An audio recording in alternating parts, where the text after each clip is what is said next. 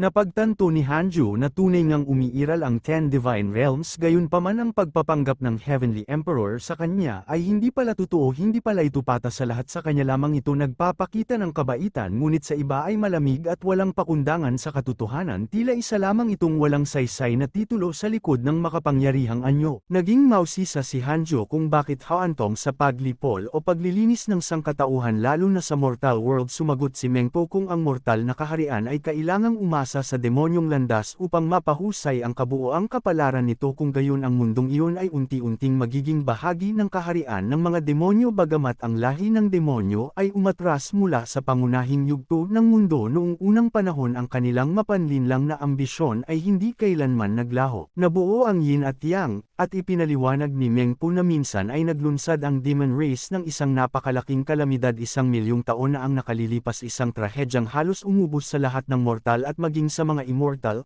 noong panahong wala pa silang sapat na lakas upang harapin ang Heavenly Court. Sa kasamaang palad, hindi ganap na nalipol ng Heavenly Court ang demon race, na gawa lamang nilang pigilan at higpitan ang pag-unlad nito. Sa madaling salita, para sa kanila mas mabuti nang magkamali sa pagpatay ng 1,000 kaysa hayaang may isang makaligtas at magdala muli ng kapahamakan. Labis na nagulat si Hanju nang makita niyang ang sarili niyang kamay ay nagsimulang magliwanag. Napaisip siya kung bakit nagre-react ang unobstructed sword daw sa kanyang palad. Bukod pa rito, naramdaman niyang ang karma ng lahat ng nilalang ay tila nagkakaisa, ngunit sa parehong oras ay naging hindi pantay, parang may malaking pagbabago sa balanse ng mundo. Nagulat din si Mengpo nang maramdaman niya ang kakaibang presensya, isang Six Life Foundation establishment pill ang biglang nagpakita at nagparamdam sa kanilang dalawa. Hindi ito simpleng pagkakataon lamang, tila may mas malalim na kahulugan at senyales ang paglitaw nito. Nagtanong si Mengpo, may karmic na koneksyon ba ang kaluluwang ito sa iyo? 6 na buhay na ang nakalipas, marahil kilala mo ang soul variant na nasa harapan natin. Tahimik na tumugon si Hanju, oo, may kinalaman ito sa akin, bagamat 1,000 taon na ang lumipas. Hindi ko inaasahan na mananatili pa rin ang karma mula sa pangakong ginawa ko noong araw na yon. Sa sandaling yun naging mabigat ang hangin sa kanilang paligid, tila nagpapaalala na ang mga pangako ng nakaraan ay hindi basta-basta nabubura ng panahon. Sa wakas, ipinakita na ang taong tinutukoy sa ating bida at walang iba kundi si Senior Brother Yang. Matatag ang kanyang tindig habang buong determinasyong sinabi, magpahinga ka muna at bibigyan kita ng foundation establishment pill. Sa kanyang mga mata ay mababanaag ang matinding paninindigan, tila handang suungin ang anumang panganib upang tuparin ang kanyang pangako. Binalika nila ang alaala ng kanilang unang pagkikita noon, si Senior Brother Yang na nagpakilalang ako si Yang Luo. Isang outer sect deacon ng Jade Pure Sect ay humarap kay Hanju na may seryosong ekspresyon. Kuya Han, mahinahon ngunit matatag niyang sabi, maaari mo ba akong payagan na siyasatin ka? Sa mga nagdaang taon, madalas nakapapasok sa ating Jade Pure Sect ang mga demonic cultivator. Kailangan naming tiyakin ang kaligtasan ng sekta. Sa sandaling iyon, dama ang tensyon sa hangin, isang pagsusuri na maaaring magbago ng kanilang kapalaran. Bukod pa roon, marami pa silang napag-usapan noon. Tinuruan ni Senior Brother Yang ang batang si Hanju kung ano ang dapat niyang gawin, kung paano kumilos, paano sumagot, at paano itago ang kanyang tunay na kakayahan. Nagbigay pa noon ng mga dahilan at palusot si Hanju upang makapasok sa kanilang sekta at makaiwas sa mahigpit at mapanganib na pagsubok. Sa likod ng lahat ng iyon ay ang hangarin na mabuhay at makapagsimulan ng panibagong landas.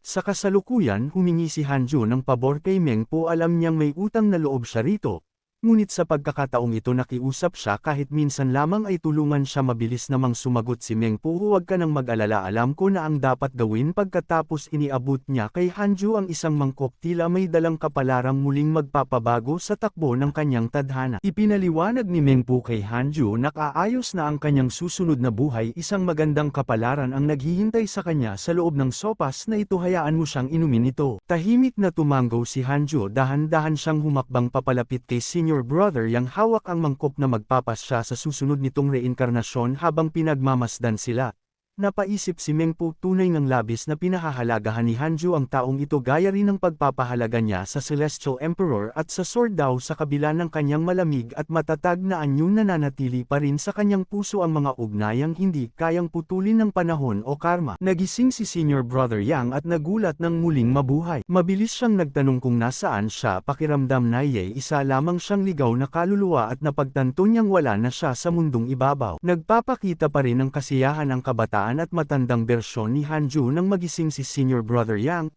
Sinabi ni Hanjo, matagal na rin tayong hindi nagkita, mahigit 1,000 taon na ang nakalipas. Nanginginig si Senior Yang ngunit napangiti siya. Bata ka, napakalaki ng pinagbago mo pero parang wala ring masyadong nagbago. Alam ko lang na balang araw, gagawa ka ng pangalan para sa sarili mo. Hindi lahat ay pinagpala ng true spiritual roots sa katawan. Umiyak si Senior Yang habang pinapaliwanag ni Senior Yang na ang nangyari ng maglaon. Nabanggit ang internal tournament ng sekta at ang tagumpay ng pagpatay sa isang dalubhasa sa pagbabagong anyo ng espiritu. Habang nasa nascent soul realm, narinig ko ang lahat tungkol dito sa outer sect. Sayang ang aptitude ko, bulong ni Senior Yang. Gusto kong pumunta sa inner sect para makita ka sa huling pagkakataon bago ako namatay. Kahit isang sulyap mula sa malayo ay sulit sana, ngunit ang lahat ay hindi natuloy ayon sa plano at iwan ng matinding panghihinayang sa kanyang puso. Para mas makilala ni Senior Yang si Hanjo, nagpasya siyang sulitin ng kahit kaunting oras na magkasama sila habang naglalaho ang kanyang kaluluwa sa harapan ni Hanjo. Kitang-kita sa mukha ng huli ang labis na kalungkutan, ngunit kahit maikli ang kanilang pag-uusap,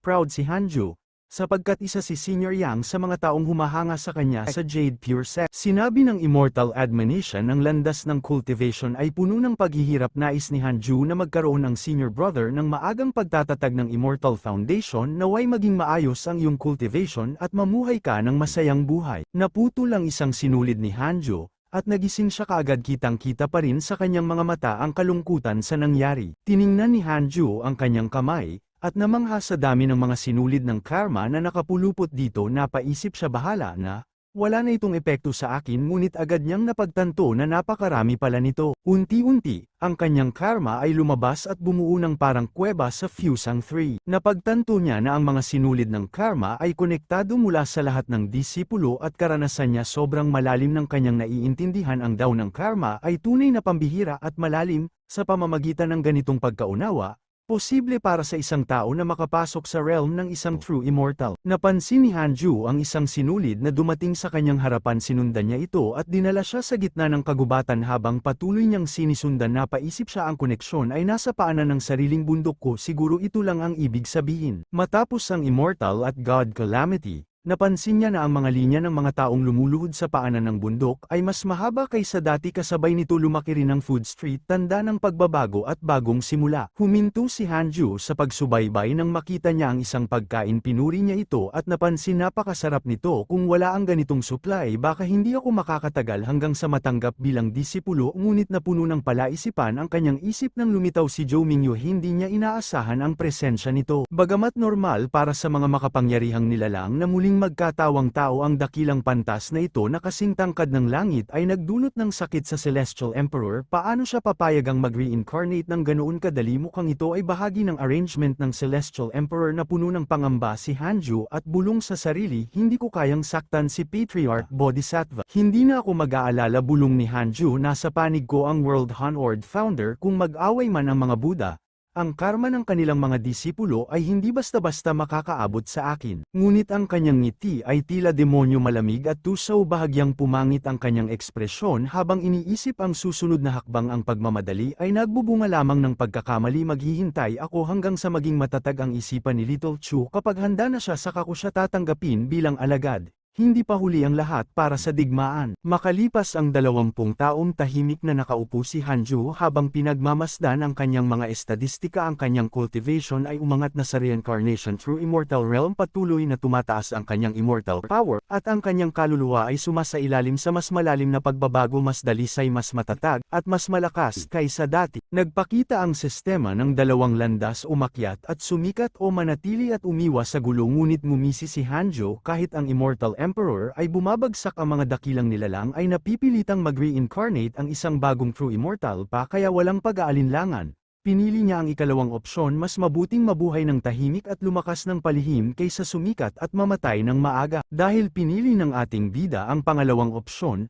agad siyang ginantimpalaan ng sistema ng isang ultimate treasurer. Ngunit kasabay nito, may panibagong abiso. Napansin ng sistema na ang kanyang natanggap ay Supreme Grade Grand Unity Ultimate Treasure, Chongming Violet Chibots. Lamang ibig sabihin, hindi ito banal na pamana o pinakamataas na uri ng kayamanan. Nasa loob ng isang kahon ang Chongming Violet Chibots, isang Supreme Grade Grand Unity Ultimate Treasure. Sa sandaling isuot ito, Mararamdaman ang pambihirang gaan ng katawan parang kayang tawirin ang pagitan ng mga mundo sa isang hakbang pinapabilis nito ang paggalaw hanggang sa halos hindi na masundan ng paningin bahagyang napangiti si Hanjo ngunit may halong panghihinayang kung nasa akin lang ito noon hindi ko na sana kailangang harapin ang Heavenly Court ngunit mabilis din siyang kumalma hindi mahalaga kung huli man dumating ang mahalaga nasa kanya na ito ngayon sa landas ng cultivation ang kaligtasan at paghahanda ang tunay na kayamanan. Sa Jade Pure Sect, nagkaroon ng alitan sa loob ng kuweba kung saan nagtatalo ang dalawa dahil hindi pa rin sila ibinabalik sa ating bida kahit lumipas na ang 20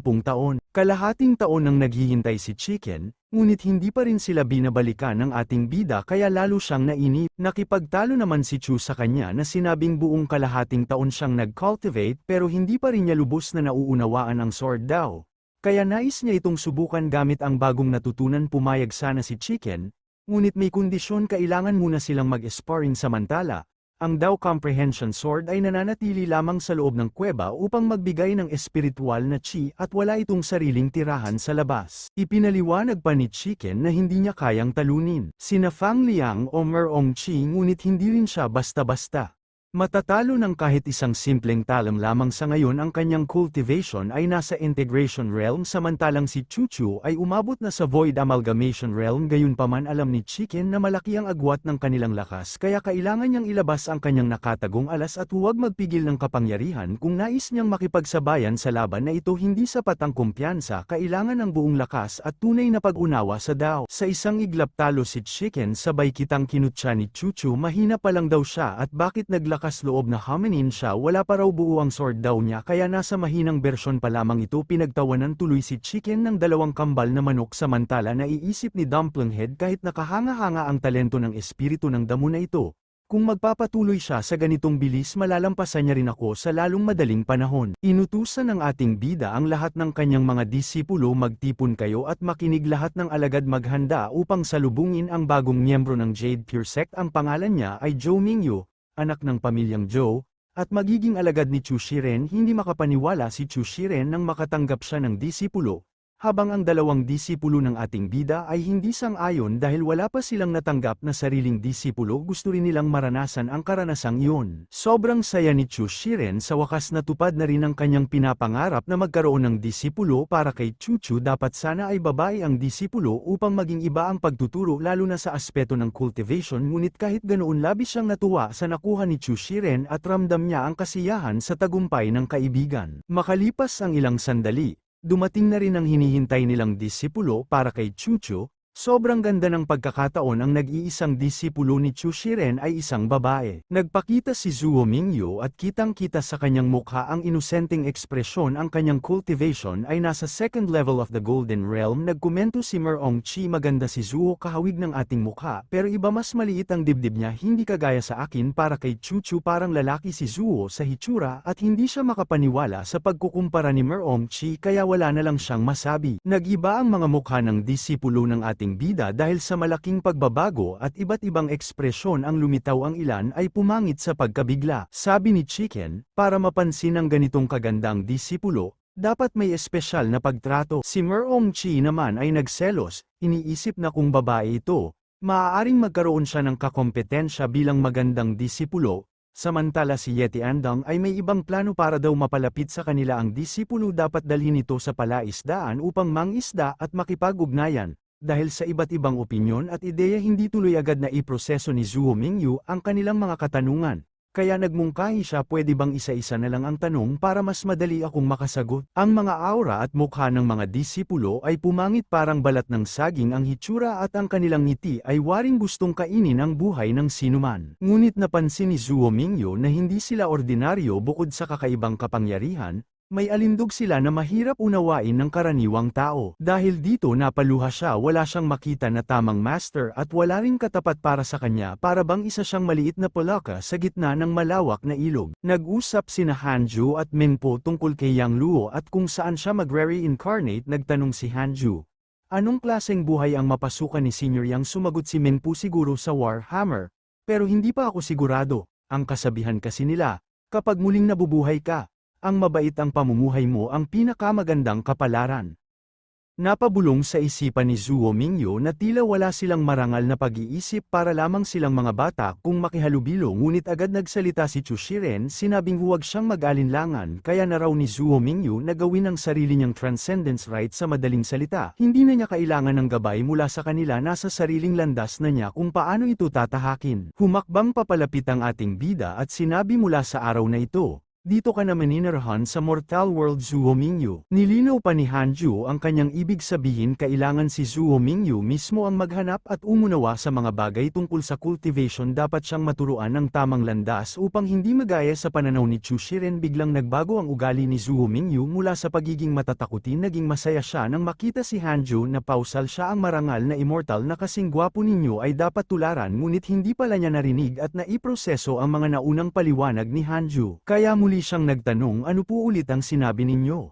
Ipinakilala ni Yeti Andong si Chu Shiren kay Mingyu at sinabi, kung may katanungan ka sa iyong landas ng cultivation, lumapit ka sa iyong Grandmaster. Masyadong mababaw ang pangunawa ng iyong master para turuan ka ng maayos sa Dao, kaya agad nagkatinginan ang dalawa. Nang ituro si Mingyu kay Chu Shiren, napasabi ito, bakit ako ang magtuturo, isa lang akong immortal? At bakit bigla akong naging master dahil dito? Nanigas na parang bato si Chu Shiren sa pagkabigla. Kinutya ni Chicken si Chu Shiren, may halong biro ngunit may tama ang mga salita. Kung hindi ka lang nagpabeya sa cultivation mo, baka mas mataas na ang antas mo at mas nauunawaan mo na ang Dao. Idinagdag pa ni Yeti Andong na kahit nasa Void Amalgamation Realm si Chu Shiren, pinagtatawanan at minamaliit pa rin siya, pati ng dalawang kambal na manuklugmok si Chu Shiren sa mga narinig mula sa kanyang mga kasamahan. Samantala, hindi makapaniwala si Mingyu, Void Amalgamation Realm lang, kung ganoon ano ang saysay ng pagiging master nito kung mas mababa ang kanyang cultivation kaysa sa inaasahan. Mula sa likuran, tahimik na nakamasid si Hanjo at lihim siyang nasiyahan sa nangyari sa kanyang isipan. Kahit ang mga kinukutya sa gilid ng karamihan ay maaaring maging napakalakas, ngunit agad niyang naalala ang Buddhist order. Karma ay isang tunay na istorbo, subukan mo man itong iwasan o iwaksi, hindi ito basta-basta nawawala. Malinaw kay Hanjo na kapag may bumababa sa bundok, may panibagong darating. Sa pag-alis ng isang pinararangalan ng mundo, mababawasan ang mga pakana ng Buddhist order na maaaring bumagsak sa kanya. Kung ito ang kapalit, tatanggapin ko, bulong niya. Ayon sa talaan, doon nagsimula ang paglitaw ng unang ika-4 na henerasyong alagad ng Mount Ascetic Cultivation. Pumasok ang ating bida sa kuweba para mag-cultivate habang ipinaliwanag ni Dumpling Head ang panuntunan. Kung saan ka mahusay, doon mo sundan ang landas. Kung saang sistema ka nagdadalubhasa, ipagpatuloy mo yun hanggang marating mo ang rurok ng mundo. Tandaan mo, hindi ka makakapasok sa Jade Pure Sect nang walang tunay na kakayahan. Malalim ang inisip ni Mingyu, ngunit isang mangkok ng noodles ang biglang pumasok sa kanyang isipan. Kaya agad niya itong kinuha at kinain. Tila ba ang sagot sa kanyang mga iniisip ay nasa simpleng mangkok ng noodles lamang. Nilantakan niya ang noodles at sabay nagsalita, bueno, 20 taon akong nakaluhod at nagbibigay galang. Pero kung makamot pa rin ako, wala man lang napala sa kanyang panahon na nakaluhod siya, isa pa nawalan siya ng maraming pera. Hindi maipinta ang mga mukha ni Chu Shiren, Yeti Andong, Merong Chi, at ng iba pa namang hasila. Paano nagagawa ni Mingyu na kumuha ng pagkain gamit lamang ang imahinasyon? Tahimik na nagsalita si Mingyu, para sa labanan kailangan kong pag-isipan ng mabuti ang bawat detalye. Habang mas malinaw ang detalye, mas madali ko itong mailalabas kapag kinakailangan. Ngunit napabuntong hininga siya. Sa kasamaang palad, hindi pa sapat ang taas ng aking cultivation. Marami pa akong hindi kayang gawing realidad, kaya nais kong mag-apprentice upang makakuha ng kaunting gabay. Bigla silang natahimik, ngunit napasabi si Yeti Andong na sigurado siyang magkakasundo sina Mingyu at Merong Chi dahil pareho silang mahilig sa mga laruan at malikhaing bagay. Bukod pa roon, taglay ni Mingyu ang pambihirang husay sa graphic design na hindi basta-basta. Dagdag pa niya, kapag wala raw maisip si Mingyu, maaari niyang gamitin ang isang dialogue box bilang sandata. Sa totoo lang, nabuhay siya ng walang gaanong problema sa loob ng maraming taon, ngunit nais niyang maunawaan ang tunay na cultivation, kaya siya pumasok sa Jade Pure Sect. Mas lalo silang hindi makapaniwala nang ipaliwanag ni Mingyu ang lahat. Ilang milyong taon na silang nabubuhay, ngunit ni isa sa kanila ay walang nakadiskubre ng ganoong uri ng sandata. Ipinaliwanag pa ni Mingyu na kapag ginamit ang ganitong uri ng Screaming Box, tumitindi ang epekto ng atake, parang may dobleng kritikal na pinsala, lalo na sa digmaang nangangailangan ng estratehiya at sandata. Ngunit para sa kanya, Isa lamang itong simpleng likha, basic na bagay na kaya niyang gawin anumang oras. May isang disipulo ang Bamulong kapag nagdaos si Chu Shiren ng graduation para kay Mingyu, maaari na siyang bumaba mula sa Jade Pure Sect at magpakitang gilas sa lahat, ngunit agad namang tumutol ang isa. Hindi pwede ang ganyang kab-iles at kaeng grande, 25 taon siyang naghintay tapos sa kaunting oras lang matatapos, hindi yun sulit. Mula sa malayo, nakamasid si Hanju gamit ang kanyang divine senses. Ngunit Bamulong sa kanyang isipan, naiintindihan ko na kung bakit napakahirap ng huling buhay na kampanya ng Heavenly Demon laban sa Demon Sage. Inilarawan ni Brother Bai ang pangyayaring yun noon. Sinabi niya na kahit natapos na ang pag-aalsa ng demonyong pantas laban sa The Heavenly Demon, maaari pa rin itong magdulot ng malaking pagbabago. Ang Demon Sage ay isang dakilang santo ng Demon Race na nanguna sa 1,000,000 tropa ng demon sa isang madugong labanan. Sa huli mas kumikita ang mga Budista, ngunit narinig niya rin na galit ang mga angka ng demonyo at ang Demon Court. Malalaking pagbabago ang maaaring dumating sa itaas na kaharian. Malalim at mapanganib ang langit, mas mainam na manatili sa mortal na kaharian at maglinang, upang maiwasan ang gulo. Makalipas ang 7 taon, tagsibol na panahon, at may dalang problema si Genren para sa ating bida. Hawak niya ang isang scroll at tinanong si Hanju, "Naalala mo pa ba sina Zuo Fan at Mo Fukhao?" Nagulat si Hanju bakit may dala pang scroll si Genren. Gusto sana siyang magtanong ngunit pinigilan siya ni Genren. "Mas mainam na tingnan mo muna ang dala kong scroll kaysa ako mismo ang magpaliwanag," wika nito. Binasa agad ni Hanju ang scroll, at ito ang nilalaman nito. Magalang na isinusumite para sa inspeksyon ng perpektong Juding. Iniulat ang mga salarin, sina Mo Fukhao at Zhou Fan. "Mga alagad sa ilalim ng bandila ng iyong sekta, pinangunahan nila ang mga puwersang nakaitim na kasuot bilang mga alagad sa buong kaharian at nagsagawa ng pandarambong sa mga suplay ng paglilinang kung hindi pa rin ipapataw ang mahigpit na pagpigil sa kanila. Ang 9 na lalawigan at 13 langit ay walang ibang pagpipilian kundi ipatupad ang batas tulad ng sa mga karaniwang magsasaka at harapin ang mga ito ng naaayon." Ang mga salitang ito ay hindi basta-basta nakikiusap kami sa perpektong isa na suriin ito ng may kailan awan. "Ganap kaming naghihintay sa iyong hatol." Patuloy silang nakakasakit ng mas maraming tao. Inimbitahan pa ng isang sekta ang Jade Pure Sect na sumali sa isang joint operation para palibutan at harapin sina Mo Fukhao at Zhou Fan. Nagtaka si Hanju sa sarili, papayag ba ako na sila na ang humawak nito? Ngunit sarkastikong napabulong siya, "Kung sa akin ang desisyon, kailangan ko mismo ang handle nito." Kasabay nito,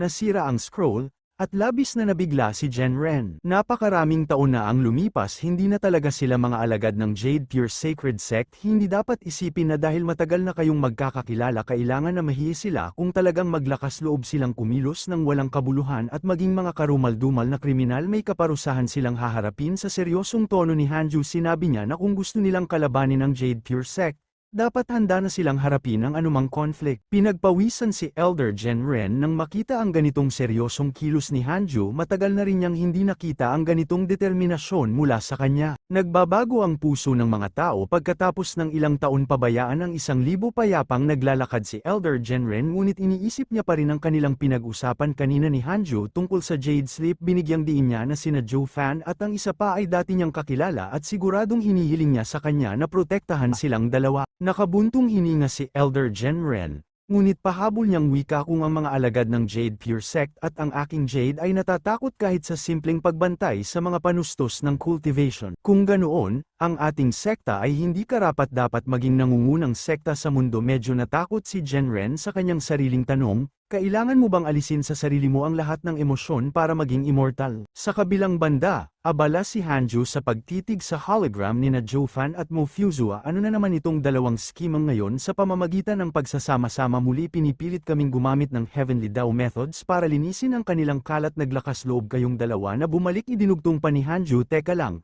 makukuha mo ang dumadagundong na flying kick ko." Naiinis na siya sa dalawang hinayupak. Makalipas ang ilang sandali, nahanap na rin niya ang dalawa na nagtatago sa kanyan. Tapos na siya sa paghahanap at balak na silang puntahan. Ngunit ramdam ni Hanju ang presensya ng isang true immortal, kaya napaisip siya, bakit lahat ng oras ay naaakit ako sa malalakas na kalaban? Lumipat ulit ang eksena sa dalawang hinayupak, na patuloy pa rin sa kanilang cultivation, ngunit hindi nila batid ang panganib sa kanilang likuran at tila hindi ito iniintindi. Biglang lumitaw ang isang true immortal na halimaw. Ang kanyang vital essence ay hindi pa rin sapat upang maibalik ang soul core, pero sa pagtiisan, Mas mabuti pa rin ito kaysa wala. Kailangan nating ilihis ang kaunting natitirang mana para makontrol sila at ipagpatuloy ang plano, patayin ang isang nayon, ngunit kakaunti lamang ang may tamang spiritual roots para doon pagkatapos subukan nilang patayin ang isang sekta dito tiyak na magiging mas mayaman ang vital essence ang swerte ng dalawa dapat silang mabuhay. Mag-ingat ka manatiling nakatago huwag hayaang makita ka ng heavenly daw ng mortal realm wika ng halimaw nakakaawa ang mga punla dahan-dahan nitong inaabot ang kamay sa ulo ni Zuo Fan. Akmang mahawakan na ang ulo ng iisang disipulo ni Hanju biglang may tumalsik na dugo na pariyak ang halimaw nang ramdaman nito ang presensya ng isang makapangyarihang nilalang. Nagsalita si Hanju saan sa Scarlet Cloud Realm nang galing ang pangalawang Tai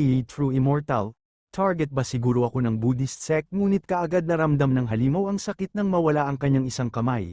Dito niya napagtanto na hindi biro ang kaharap niyang Immort kahit nakabantay ang kanyang depensa, hindi pa rin ito tumalab sa ating bida samantala, ang dalawa ay walang kamalayan sa nangyayaring paligid. Kung hindi lang obra ang pangingialam ng Tai Immortal na halimaw, hindi sana humantong sa ganitong sagupaan. Ginamit na ni Hanju ang Sutra of Heavenly Punishment, na nagliwanag ng malakas sa buong paligid at bumuo ng vortex bago mamatay ang halimaw, nagtanong pa ito bakit nakialam ang isang immortal sa mundo ng mortal realm. Kasabay nito, nag-abiso ang system ni Hanju ang annoying Great Emperor ay nakabuo ng galit sa iyo kasalukuyang galit, 3 star. Makalipas ang ilang oras, nakagising na rin si Zuo Fan mula sa kanyang cultivation. Nagtanong siya kay Mo Fuzua kung ano ang nangyayari sa mundong Earth sumagot si Mo Fuzua wala akong alam basta ang naramdaman ko tulog ako ng mahimbing at paggising ko parang panaginip lang ang lahat. Napatanong na lang si Mo Fuzua kung saan sila dinala, pero idinagdag ni Zuo Fan na alala ko, may gustong kumuha sa atin bilang mga alagad, sinabi pa nila na siya ay isang immortal emperor hindi napansin ni na Zhou Fan at Mo Fuzua ang alinman dito pagkalipas ng maraming taon, malalaman nila na ang makapangyarihang nilalang na nagtangkang kunin sila bilang mga alagad ay nawala na parang bula siguro namatay na yun pero pinaslang na pala ito ni Hanju nang hindi nila namalayan.